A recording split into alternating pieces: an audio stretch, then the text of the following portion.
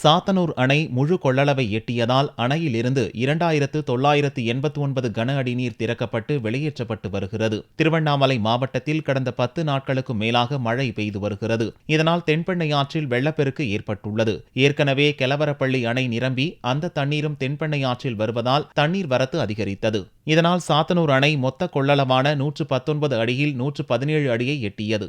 அணைக்கு 6875 கன அடி தண்ணீர் வந்து கொண்டிருக்கிறது. அணைக்கு வரும் தண்ணீரை பாதுகாப்பு கருதி அணையில் இருந்து வினாடிக்கு 2989 கன அடி வீதம் தண்ணீர் திறந்துவிடப்பட்டு வெளியேற்றப்பட்டு வருகிறது. அணை நிரம்பி வெளியேறும் தண்ணீர் தென்பெண்ணை ஆற்றில் பாய்ந்து செல்லும். இதனால் திருவண்ணாமலை, விழுப்புரம், கடலூர் மாவட்டத்திற்கு வெள்ள அபாய எச்சரிக்கை விடப்பட்டது. தென்பெண்ணை ஆற்றின் கரையோரம் வசிக்கும் பொதுமக்கள் பாதுகாப்பான இடத்திற்கு செல்ல அறிவுறுத்தப்பட்டுள்ளனர். ஆற்றின் அருகே யாரும் செல்ல வேண்டாம், ஆற்றை கடக்கவும் வேண்டாம் என்று கலெக்டர் ஞானசேகரன் எச்சரித்துள்ளார்.